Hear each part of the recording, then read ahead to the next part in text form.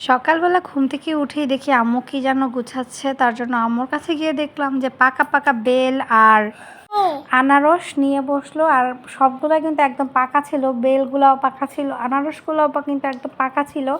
আর এই যে আমগুলো দেখতেছেন, এগুলা কিন্তু আমাদের নানুর বাড়ির আম। আসার সময় নানু আর খালামুনি মিলে দিয়ে দিছে। ঝড়ের মধ্যে এই আমগুলো নাকি পড়ছিল, আর 2-1 দিন রাখলেই নাকি একদম পেকে যাবে। আসসালামু আলাইকুম গাইস, কেমন আছেন আপনারা সবাই? আশা করি ভালো আছেন, আমিও ভালো আছি আল্লাহর অশেষ রহমতে।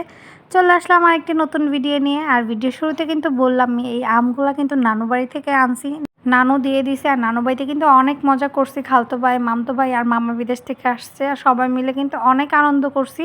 আর বাসায় এসে আম্মুকে বলতেছে যেহেতু ওই বাসায় অনেক খাওয়া দাওয়া হয়েছে, একটু সিম্পল কিছু রান্না করো। তার জন্য কিন্তু আম্মু ছাদ থেকে দেখেন কি নিয়ে আসছে পায়রা।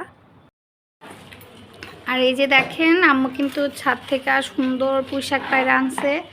আর এই পুঁইশাকগুলো কিন্তু আমাদের ছাদেই হয়েছে, টপের মধ্যে কি সুন্দর মাশাল্লাহ সবুজ হয়েছে। আর পাতাগুলোও দেখেন কত বড় বড় পাতা হয়েছে, একদম কচি পুঁইশাক।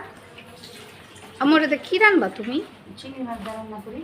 রান্না করো, ঝোল রান্না করো। ঝোল রান্না করলে মজা লাগবে একদম, যেটা দিয়ে মনে চায় যেটা দিয়ে রান্না এটা দিয়ে মজা লাগবে। তুমি যে আগে রান্তা ওই যে সবুজ সবুজ থাকে একদম ঝোল ঝোল, ওরকম করে রান্না করো। উফ, আজকে দুপুরের খাবারটা সেই হইব একদম। দেখেন সবুজ পুঁইশাক, শুনি নাই আম্মু। এখন রান্না করবা না? আচ্ছা ঠিক আছে। আর এই যে ভাবনা সেই কাজ, আম্মু কিন্তু পোশাকটাকে ভালো করে পরিষ্কার করে কেটে বেছে নিছে। এখন পোশাকটা রান্নার পালা। এখন কিন্তু এই পোশাকগুলোকে আম্মু চিংড়ি মাছ দিয়ে ঝোল রান্না করবে। আর আম্মুর হাতে ঝোল কিন্তু পোশাকের এত মজা হয় ভাই, আমি কিন্তু এগুলো শুধু শুধুই খেতে অনেক পছন্দ করি। দেখেন একদম সবুজ সবুজ হয়েছে। আর আমার ছেলে তো দেখাই দেখেন বারবার বলতেছে ইয়াম্মি ইয়াম্মি, কিন্তু ও কিন্তু শাক পাতা কিছুই খায় না।